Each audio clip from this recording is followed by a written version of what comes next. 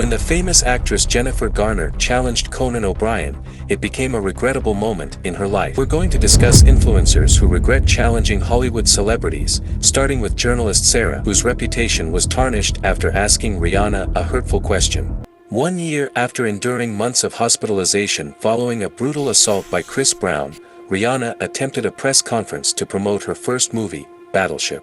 Despite the focus being on the movie, Sarah's question evoked memories of her tumultuous past with Chris Brown. I just wondered if you are as happy in your private life. Before asking if she was cheating on 34 Demi Moore's husband, producer Ashton Kutcher. And you're so good at connecting with people there. And will we be seeing a certain Mr. Ashton Kutcher perhaps making a trip over here? It was hurtful. Wow, how disappointing was that question? However, Rihanna's revenge paid off. Should we move on to another one? Absolutely. I think there was a question. We've got to move on. I think I'm there's a happy question. and I'm single, if that's what you were really asking. If you think that reporter was humiliated, check out how Robert Downey Jr. humbled this rude interviewer after excavating his traumatic past on live TV. Before topping the movie industry, Robert had a stranger addiction. We're back talking with Robert Downey Jr. about his widely publicized drug addiction. Walking streets naked. Do you remember driving around naked in a Porsche? Absolutely, it was a blast.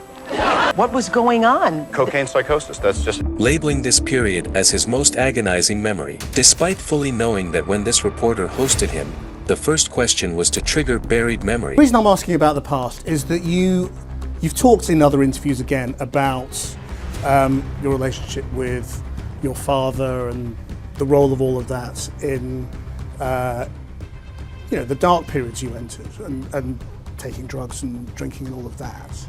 And I just wondered whether you think you're free of all of that, or whether that's still something. I'm sorry, I really don't. What are we doing? You can see Downey becoming visibly angry. Well, I'm just asking questions, that's all. Right. I mean, Bye.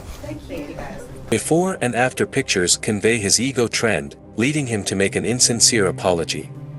I'm sorry. However, you could embrace that shame over these FT's journalists after trying to make Taylor Swift look stupid. They began an interview decisively praising Tyler's style. Right now you look amazing. Can we just get a pan down of this dress? This, you said, is Ellie top? It's beautiful. Yeah, it is, and it's ombre. It's like ombre teal. It gets lighter to the bottom, and then I have purple shoes on.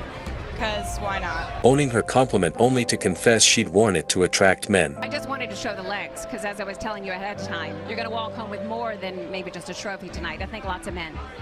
I'm not going to walk home with any men tonight. I'm not really into Taylor's style of music, and I didn't really pay much attention to her, but the way she responded to this reporter's incredibly rude comment made me realize just how classy she actually is. That was perfect, but what Conan O'Brein did to Hollywood's prominent actress Jennifer Garner, only people's reactions can portray. Being a guest on his show, initially, they sparked a vibrant conversation. I thought you were a mime for an hour.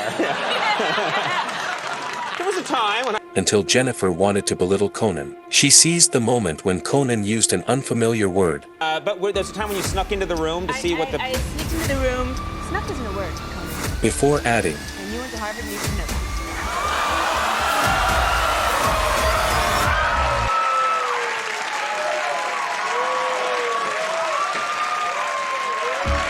the entire auditorium was full, and for the first time, the Best Talk Show Host winner seemed frozen. The audience chuckled broadly before Jennifer mockingly laughed at him.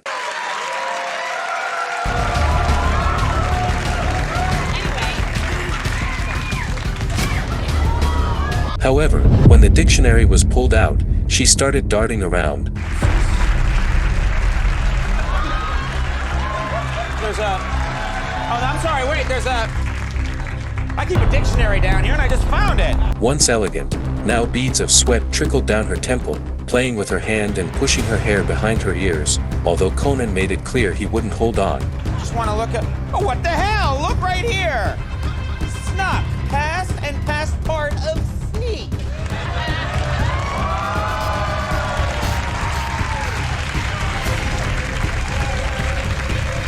That moment of pause, Conan was like, should I destroy this woman's ego? Fuck it. I think she might have gotten away with it if she didn't pull out the "you went to Harvard" card. However, what made the takedown satisfying is Conan's triumphant laugh.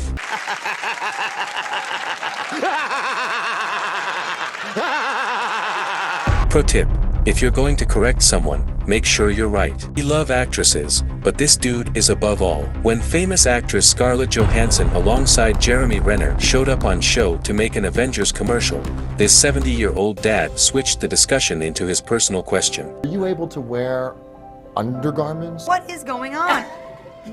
Since when did people start asking each other in interviews about their underwear? Take a look at Renner when Grandpa's inappropriate question goes on. Grandpa felt compassion for her private parts. Because it is such a skin tight. Here's I'll why. leave it up to your imagination.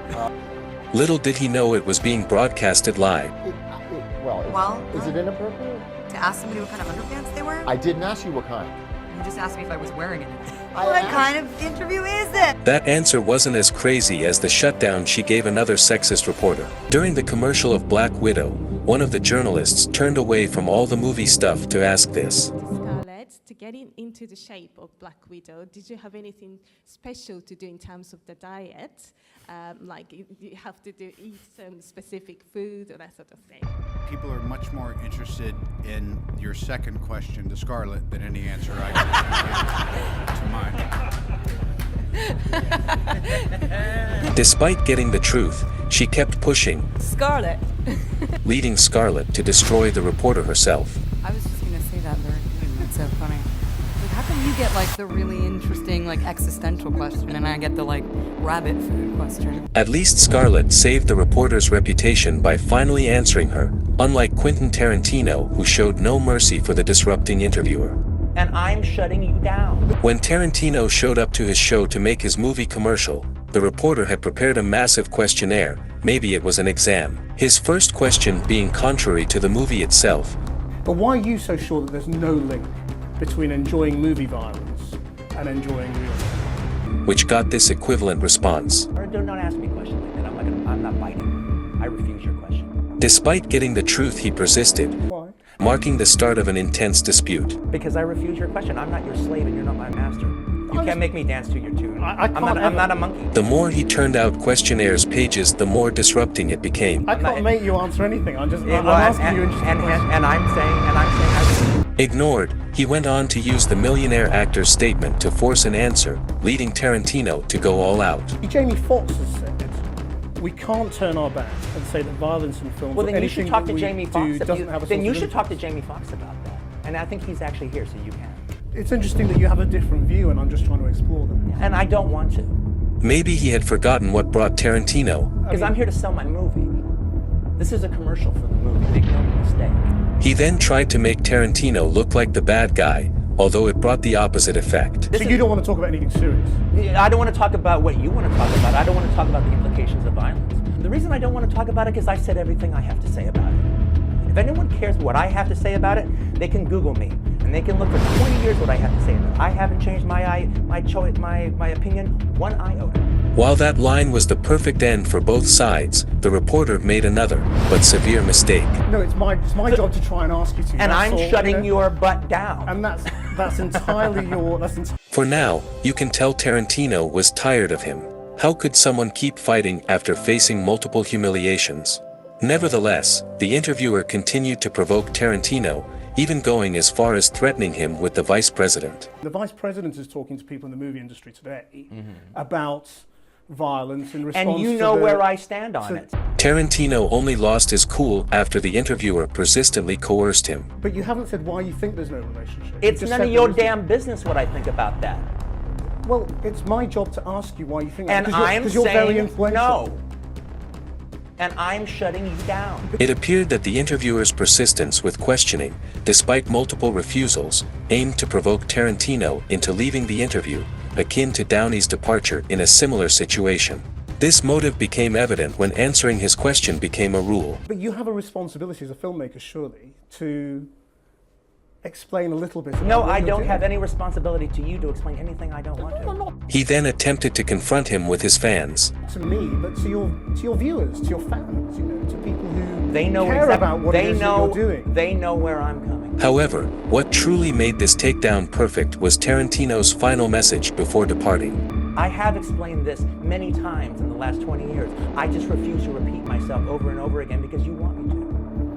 For you and your show and your rating. Oh, well, no, It's not about. All these humiliated reporters made one mistake. In his famous book, How to Win Friends and Influence People, Dale Carnegie said, "The only way to make people respect you is to make them feel important, and do it sincerely. The next time you hang out with your friends and try to belittle them, it won't end well."